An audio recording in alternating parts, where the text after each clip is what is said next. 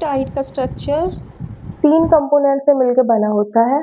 First है pentose sugar, second है nitrogenous base, third है फॉस्फेट ग्रुप।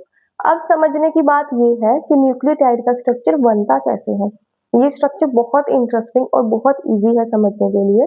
देखिए, ये तीनों कंपोनेंट्स आपस में किस तरह से बॉन्ड बनाते हैं। Pentose sugar, pentose sugar meaning 5 carbon होंगे इसके अंदर। ये है C1, C2, C3, C4 और ये है C5।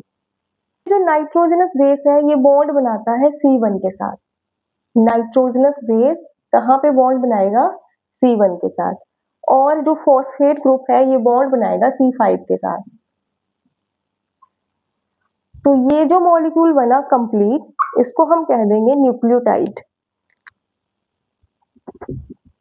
और अगर सिर्फ हम कंसीडर कर रहे हैं नाइट्रोजन बेस और पेंटोस शुगर को, तो इन दोनों को, सिर्फ इन दोनों को हम कह देंगे न्यूक्लियोसाइड। ये तो बिल्कुल इजी है, न्यूक्लियोटाइड हमारा बन गया, न्यूक्लियोसाइड हमारा बन गया। क्वेश्चन आता है कौन कौन से बॉन्ड कहाँ कहाँ पे बन रहे हैं। तो जब नाइट्रोजन बेस C1 के साथ अटैच होगा तो यहाँ पे जो ये बॉन्ड बन रहा है, इस बॉन्ड का नाम है ग्लाइकोसिडिक बॉन्ड। और यहाँ पे कार्बन 5 और फॉस्फेट ग्रुप के बीच में जो बॉन्ड बन रहा है, इस बॉन्ड का नाम है एस्टर बॉन्ड।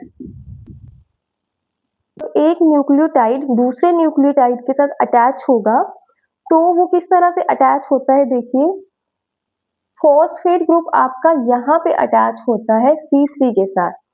फॉस्फेट ग्रुप का यही नेचर रहता है कि एक साइड से ये C3 के साथ जुड़ा होता है और दूसरी साइड से C5 के साथ। तो यहाँ पे 2 एस्टर बॉन्ड बनते हैं, इसलिए कलेक्टिवली हम कह देते हैं, जब इस तरह का क्वेश्चन आता है कि बताइए 2 न्यूक्लियोटाइड के बीच में, फॉस्फेट ग्रुप के बीच में कौन सा बॉन्ड बनता है, तो ये बॉन्ड हमारा बनेगा, इसको हम कलेक्टिव कह देंगे फॉस्फोडाइएस्टर बॉन्ड।